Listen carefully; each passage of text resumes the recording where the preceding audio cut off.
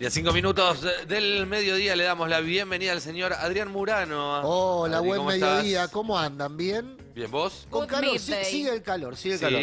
No es el calor sofocante, No. pero sigue. Y va a seguir. Va a seguir. Y parece que la lluvia va a venir en dosis homeopáticas. Acá en el área metropolitana, ojo con algunas escenas ya de inundaciones Sí, y es lluvias. cierto. En Mendoza. En Mendoza, por Sí. ejemplo, muy fuerte. Bueno, es la niña que se va, el niño que llega y este fenómeno climático que trae estas consecuencias en principio, ¿no? Así es. Calores para algunas zonas, bueno, buena parte del país, como en los últimos 10, 15 días, y las consecuencias económicas de todo eso. Ayer, ya para entrar en tema, Dale. estuvimos hablando con el presidente de SICRA, que es la Cámara de Frigoríficos, ¿sí? De la industria cárnica, particularmente el sector de los frigoríficos, que es el que está apuntado como un sector que por ambiciones de renta extraordinaria y por vía de la especulación, bueno, estimuló el precio a niveles, bueno, que hemos visto reflejado en el último índice de inflación, por encima del 30% del precio de la carne en enero y febrero, principal impulsor del promedio de inflación general. ¿Qué decía como explicación este señor? Que creo que también hoy la usó como explicación Gabriela Cerruti, que el precio de la carne se disparó consecuencia de la sequía, y es una explicación que hace base en la realidad, ¿eh? Sí, bueno, el otro día lo charlábamos también un poco con Julia. Ella no entendía que ese fuera un factor determinante, pero por supuesto un factor de análisis que básicamente tiene que ver con la imposibilidad del engorde de las vacas al no tener Se apuró el pastura. engorde, claro, por falta de pastura se apuró el engorde y por lo tanto se liquidaron en los mercados de Hacienda, Liniers y Cañuelas, más stock ganadero que lo habitual, entonces hubo sobreoferta, eso tiró el precio por debajo del promedio durante un semestre y ahora se está recomponiendo el precio y ahí entra la discusión respecto a cuánto de esa recomposición tiene un componente especulativo. Exactamente. Perfectamente las dos cosas pueden confluir. Lo que digo es que puede haber una base de un problema derivado de la sequía y puede haber también un comportamiento especulativo sobre esa base fáctica. Sí, también hay que ver a veces la secuencia larga. Claro. Porque la carne en los últimos años tuvo un momento en el cual subió muy por encima de la inflación. Sí. Después, lógicamente, eso genera que durante un tiempo vaya creciendo por abajo, porque los precios relativos se acomodan de alguna forma, y luego, cuando miran, uy, mira, crecimos muy por abajo de la inflación, se olvidan de que habían crecido por arriba y vuelven a pegarle el envión, digamos. Sí, el anterior envión tuvo que ver con la ampliación de la demanda china. Sí. O sea que se destinaba parte del stock que habitualmente iba al mercado doméstico al mercado chino, que había ampliado las opciones de compras y al convalidar la importación de carne con hueso, que era algo que estaba fuera de la posibilidad de comercialización, amplió, se vendía toda la vaca, digamos, por decirlo sencillo. Y eso, bueno, la demanda china, por supuesto, supera por mucho cualquier otra demanda doméstica de cualquier país en cualquier producto. Bueno, en Argentina tuvo ese efecto de inflación de precios en el primer envión. Ahora, claro, nosotros hablamos de las razones, pero al que va a comprar, en definitiva, lo que siente son las consecuencias, ¿no? Que el kilo de asado se le fue, que ya no, olvídate del asado, porque el asado se ha transformado como en un fetiche. Vamos por la paleta, por el cuadril. Claro, los cortes populares, los cortes de milanesa, que son los cortes más populares, o la carne nalga. picada, han subido muy significativamente y eso golpea fuerte los bolsillos de los sectores populares. Hoy se va a conocer la canasta de alimentos, que es la que traza la línea de pobreza e indigencia. Estuve viendo un informe del Instituto de Itela, de la Universidad de Itela. El Instituto de Itela era otra cosa. De la Universidad, el Instituto de Itela era más amable, ¿no? Ahí estaban las Baby Squid, por ejemplo. Pero no, la Universidad de Itela da un informe periódico, como la UCA y otras universidades, que ubican la pobreza 2 puntos porcentuales por encima en el último semestre, es decir, de 40 a 42. Esa es una cifra que cuando le pones... De incremento de canasta. No, De de pobreza. de pobreza. De Claro, pobreza. la canasta de alimentos te fija Sí, la línea. sí. Como en la Argentina la pobreza se mide por ingresos, discusión que desde el punto de vista... Sin incluir alquiler, ¿no? Claro, la canasta de pobreza es la canasta de alimentos. Exacto. Es la canasta de subsistencia, digamos. Sí. Y ahí el problema es que la pobreza tiene también otros componentes socioambientales, acceso a servicios públicos y demás, que no están comprendidos en esa línea divisoria por el formato estadístico que tiene Sí, la sí. Argentina. Pero no vamos a entrar en esa discusión, pues es una discusión no saldada y que no, la verdad que a esta No altura- incidimos en ella, ¿no? No, y Pero no, bueno, nos es cambia, algo que... no nos cambia las cosas.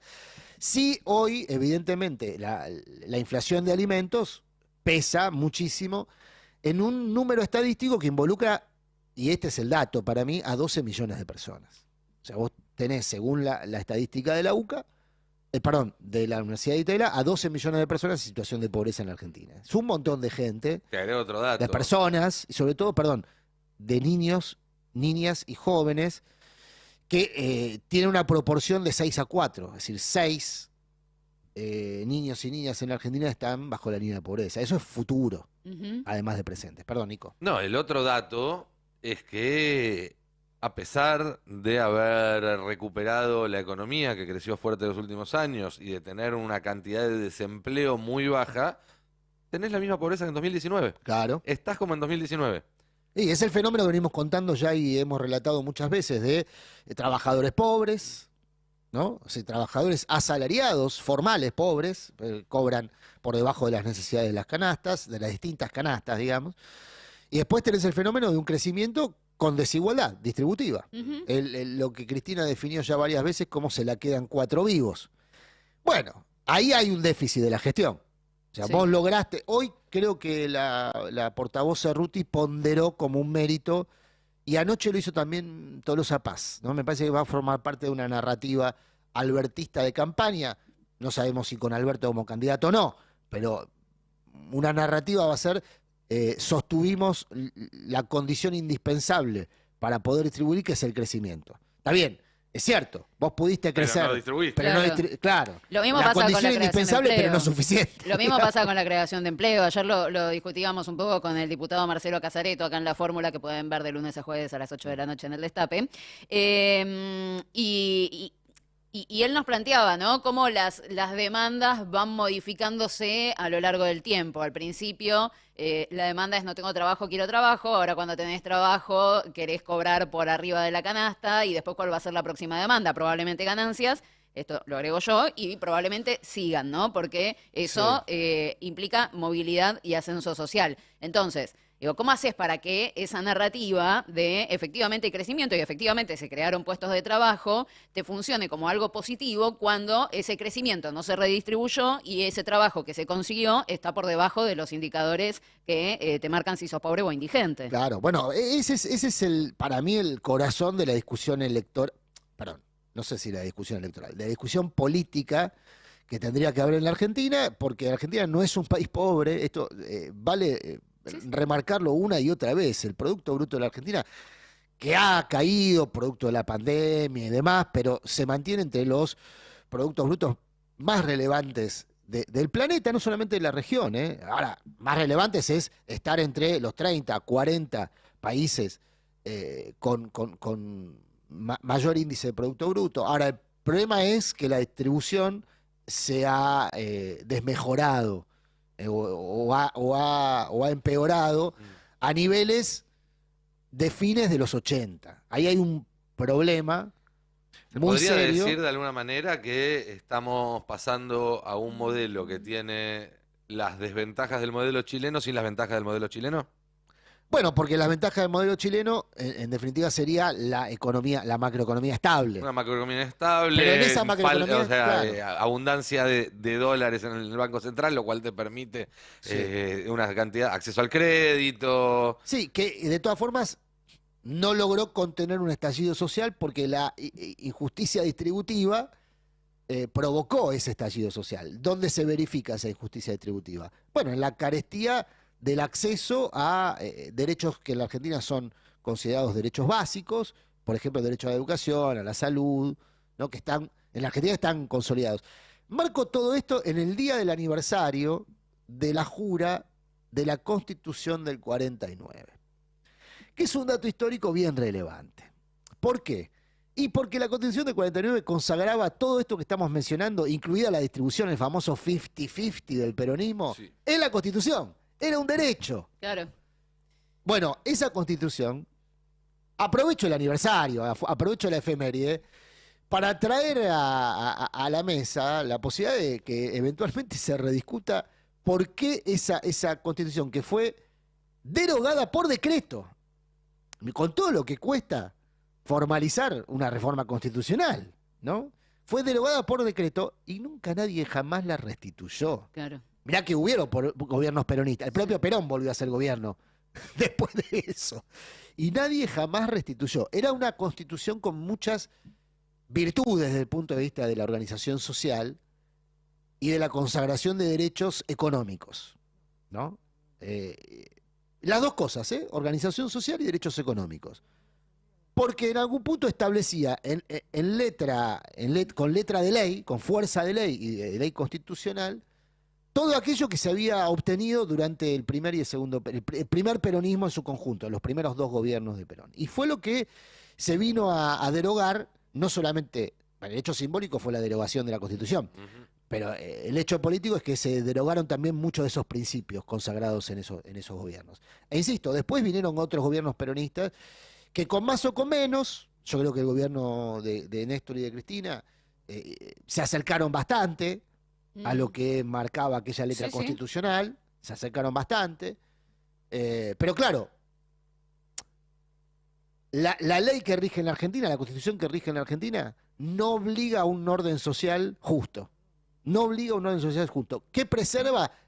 Preserva un statu quo que se ha transformado en un statu quo de inequidad distributiva, y eso es una discusión, y bueno, y el problema adicional que se ha creado con la reforma del 94, por ejemplo, respecto a los derechos del subsuelo, que son los recursos estratégicos, ¿no? Es un problema adicional. Yo sé que en muchas provincias mencionar esto se enojan cuando vos decís esto, pero la verdad es que aquella reforma fue pensando en términos estratégicos y en términos de desarrollo nacional, y hoy representa un problema, porque fíjate que la Argentina hoy tiene una baja densidad de custodia legal de sus recursos naturales, porque las provincias compiten entre sí, es lo que pasa con el litio. Las provincias compiten entre sí para ver quién es más empresa friendly, minera friendly. Y esto te da una baja densidad de cobertura legislativa y de protección de esos recursos. Es decir que yo sé que es una utopía, una quimera, más que una utopía, lo que estoy planteando de discutir a fondo una reforma constitucional cuando la urgencia es que el kilo de carne aumentó 30%. Por eso arranqué hablando de la urgencia, pero que la urgencia probablemente se resuelva si se puede abordar lo importante en algún momento. Bueno, es que esa es la gran discusión, ¿no? Y cómo manejás también los tiempos, porque la urgencia lo que te va a determinar es cuánta gente puede comer, y es lo que vamos a ver claro. hoy, y es lo que hay que resolver, por supuesto. Veíamos con el tema de inflación cómo crecían los alimentos, y también un fuerte crecimiento en los lácteos, que eso impacta directamente en los más chiquitos, que lo necesitan para desarrollarse fuertemente, pero lo estructural es lo que te puede asegurar la base más sólida para que después todas esas urgencias se puedan ir desapareciendo, ¿no? Claro. Y ahí te meto no solo la reforma constitucional, que me parece un poco más difícil de conseguir, también me parece que debe estar la discusión por la coparticipación, pero un poco lo conversábamos también con Edgardo Moca anoche cuando salió la información de que el ENRE iba a denunciar penalmente a Edesur. Eso termina en el Poder Judicial. Y ahí tenés otro ejemplo, si la justicia falla a favor de las empresas, de cómo, si tampoco reformás el Poder Judicial, a vos te van a seguir, y con perdón del francés, te van a seguir cagando, claro. ¿no? Entonces, una Hay discusión un lío ahí, ¿no? muy Igual. lejana y estructural, como es el Poder Judicial, va a impactar de lleno, directamente, en cada una de esas decisiones que tocan tu bolsillo en este caso. La Constitución del 49 era muy rigurosa en la conformación de un nuevo un nuevo sistema de justicia que contemplara los derechos de las mayorías populares. Igual, y para agregarle una otra perspectiva, si se quiere, al debate, me da la sensación, a ver, ¿cómo ponerlo para ser gráfico? ¿Cómo ponerlo? A ver. Si se le dificulta Estamos la- discutiendo... Decilo. No. Sin tapujo, dale. Estamos discutiendo sobre un conjunto de condiciones Sí. que tanto a nivel local como regional como global van a cambiar rotundamente en muy poco tiempo. En cuestión de meses o de años. Vos decís que discutir algunos rasgos liminares de la organización social no tiene mucho sentido porque está en estado gaseoso, digamos. No digo que no tenga El mundo sentido, está en estado porque gaseoso. discutir siempre tiene sentido si es con una mirada crítica. Pero no discutir en perspectiva de que la Argentina a partir de dentro de, a más Sí. tardar 18 meses, va a tener una realidad muy distinta en cuanto a su balance comercial Sí, externo. pero te canto retruco con eso, ¿eh? Déjame Sí, dale, seguir. dale. Que instituciones que hoy vemos como inamovibles, por ejemplo el Fondo Monetario Internacional, son parte de un orden global que está en crisis. Y que a su vez la humanidad toda está al borde de una revolución tecnológica que, por lo menos a mi entender y el de la gente con la que yo consulto que sabe un poco más, va a dejar a las revoluciones industriales que hubo hasta ahora así de chiquititas. Sí. De alguna manera es, no digo que no haya que hacerlo, que sea una pérdida de tiempo, pero digo, me parece que es una discusión incompleta en todo caso, o muy limitada, o que te estamos discutiendo cómo mover un peón en vez de qué hacer con todo el tablero, digamos, Bueno, ¿no? pero por eso te canto el retruco. Mira, las experiencias de reforma constitucional en general buscaron abordar las problemáticas del futuro, no del presente. Sí. ¿No?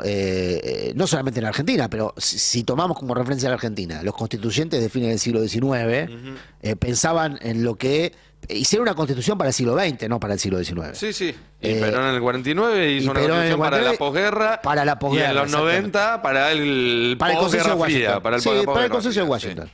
O sea, para lo que se consideraba el fin de la historia. Es decir, se consolidó un modelo neoliberal global, la globalización, y es lo que está descrito en la Constitución del 94. Ahora, con más y menos, digamos, con mayor o menor jerarquía, en general los constituyentes se supone que se eligen entre lo mejor que tiene la sociedad para ofrecer en términos de calidad de dirigente. Sí. Con más y menos, ¿no? Yo que sé, había de todo también. Yo cubrí la Constitución del 94, había de todo, de todo. Había personas brillantes y había personas que, bah, El Garcés trae alfajores. sí, Algo nada, mejor no profundizar. Lo que digo es que yo creo que justamente por lo que decís, Nico, es importante incorporar en esta etapa de la historia la necesidad de afincar cómo se va a parar Argentina y la sociedad argentina en letra constitucional, en términos de organización social, porque eso es lo que hace una constitución, de cara a lo que viene, que es lo que vos estás describiendo, todavía en estado germinal, Sí. ¿no? Porque no... Si querés para ponernos gramsciano, todo, lo viejo que no acaba de morir y lo nuevo que no acaba de Bueno, nacer. ahora, de lo viejo que no acaba de morir, acabamos de ver un ejemplo obsceno y muy contundente de cómo se está armando el mundo que viene en relación a articular con el mundo del pasado, que es el caso Credit Suisse. El salvataje de Estado a Credit Suisse es el salvataje de Estado de una guarida creada para ocultar de los estados los patrimonios de las personas más ricas del mundo. Es decir, que el Estado sale a salvar a una guarida que se usa para eludir impuestos y para guardar en realidad el producto de esa ilusión o esa evasión fiscal. Es decir, que es el máximo, digamos, del Estado bobo, entendido como los que creemos que el Estado tiene que ser un Estado En realidad activo, es un Estado muy presente. pillo, pero para claro, es un unos Estado pocos. pillo para el 1% de la población que tiene su guita en el Credit Sí, Suisse. sí.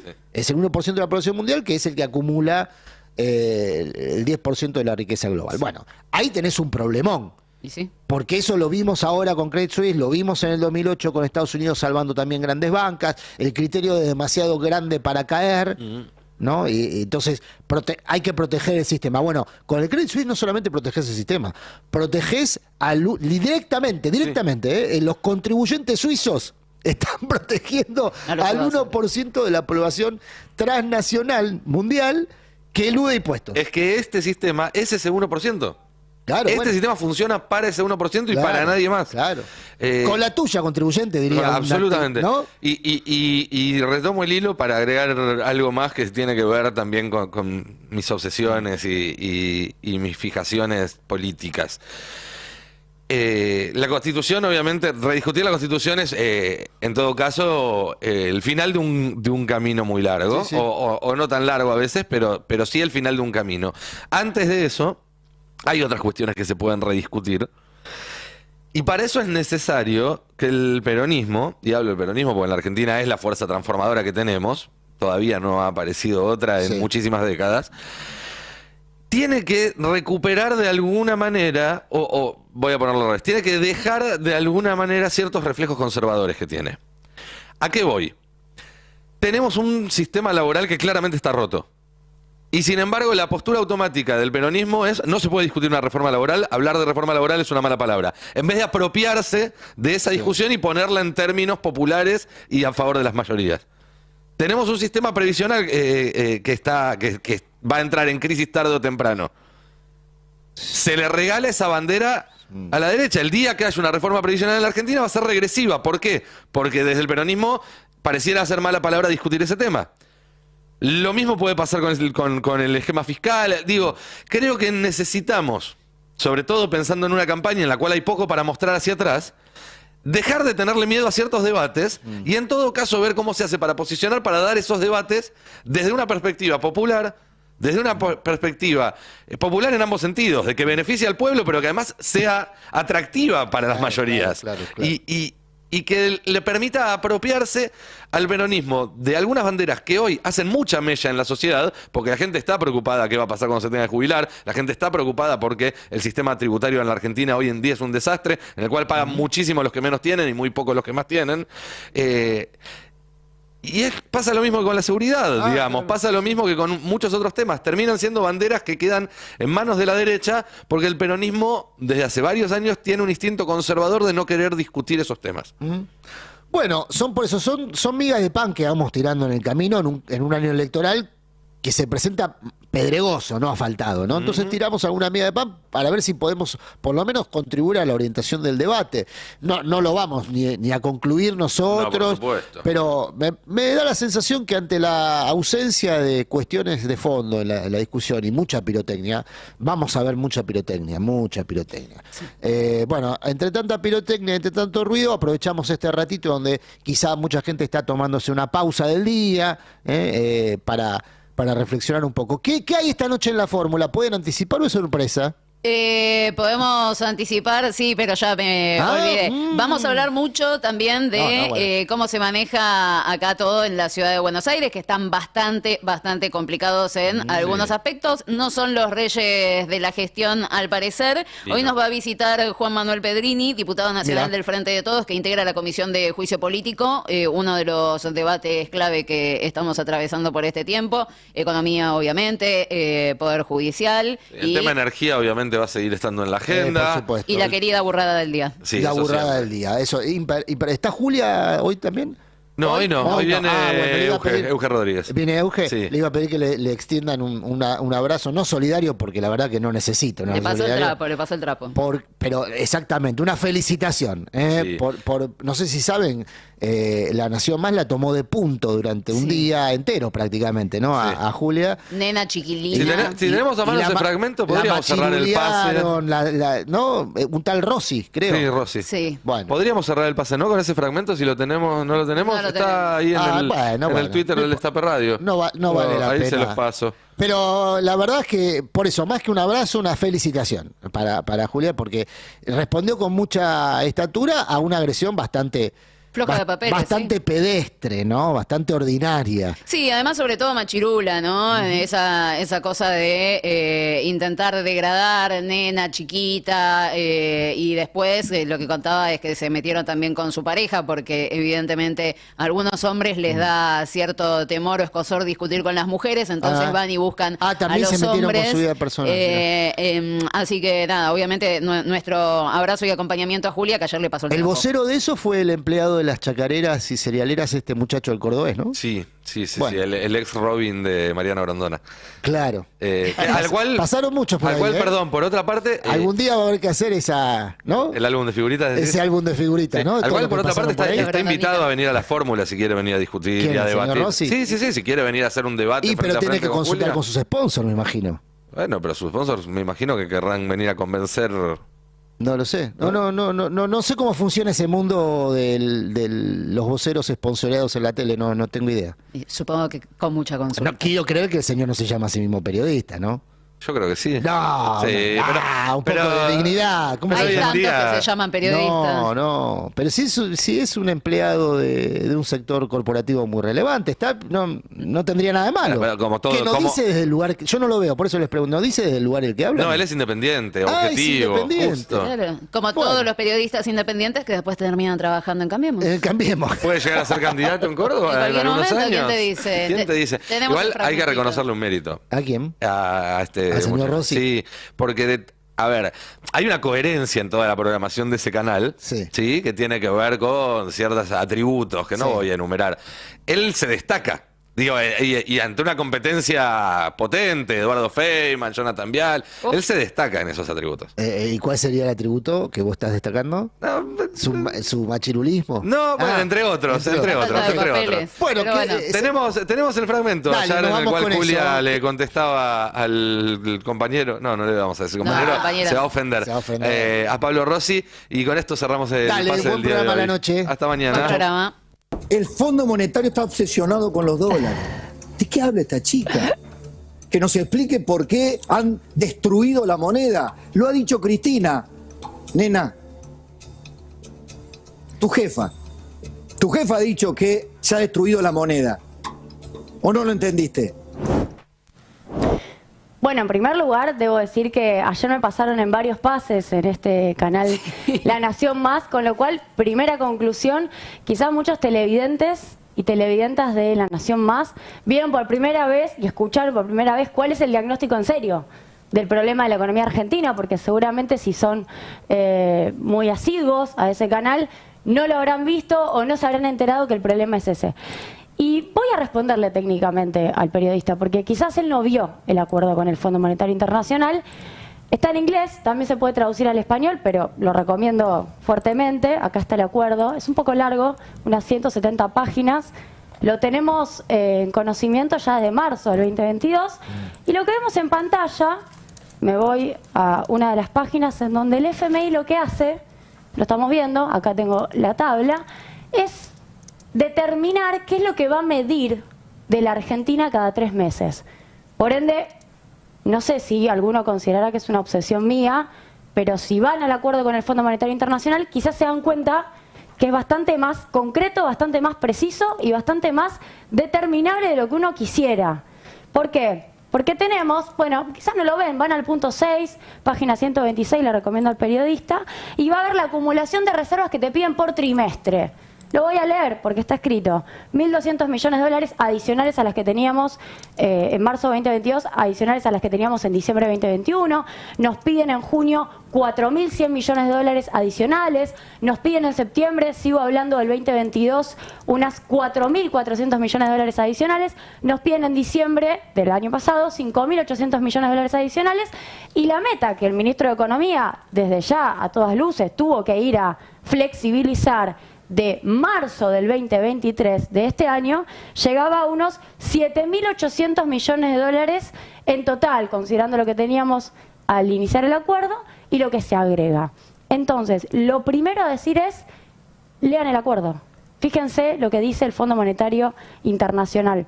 Y una segunda cuestión que me parece importante decir, yo entiendo que cuando uno no tiene argumentos, a veces algunas expresiones como nena, jovencita, hoy siguieron y se metieron directamente con mi pareja. Bueno, típico de machirulo, diría Cristina. Cuando no sabes qué decir, te metes con un chabón o con la pareja de la mina con la cual pretendes discutir. Yo les propongo que aparezcan los argumentos. No tengo ningún problema. Pablo Rossi, discutimos mano a mano, pero nosotros dos, sin otros, discutimos mano a mano sobre economía. Y te propongo además que veas esta placa que te voy a mostrar, que son los vencimientos del Fondo Monetario Internacional y de los acreedores privados. Porque hace una cuenta rápida, en realidad tenés ahí la etiqueta, 20.000 millones de dólares, por ejemplo, 2027, 2028. Quizás es una decisión política, quizás te lo dijeron por la cuca, que vos no digas que esta es la discusión en serio en Argentina. porque no sé cuánto tiempo más lo van a ocultar. Creo, y con esto voy cerrando, que lo que más les molestó de lo que yo dije en esa intervención, en Rosario, en donde quizás me comí alguna S, y bueno, soy rosarina, creo que lo que les molestó es que lo que planteamos nosotros, lo que venimos diciendo también en este programa, es una cuestión política, es un análisis político. Si vos no tenés los dólares para pagar esos vencimientos que yo te mostraba, de algún lado lo vas a sacar. Posiblemente de Vaca Muerta, posiblemente de litio, posiblemente quieran entregar, si es que llegan a ganar las elecciones, los recursos naturales. Y posiblemente ustedes, periodistas, que quieren ocultar esta discusión, sean parte de esa complicidad para que en Argentina se entregue una parte del patrimonio nacional. Por ende, creo que lo que finalmente molesta es que estamos diciendo lo que se está ocultando, lo que se quiere finalmente esconder. Por mi parte, considero que hemos aclarado el punto. Si quiere venir a debatir, Rosy o cualquier otro que quiera venir a discutir economía con vos, la fórmula es un excelente lugar para hacerlo. Están invitados, y siempre con datos y con argumentos, y con mucho respeto. Un país unido por la radio.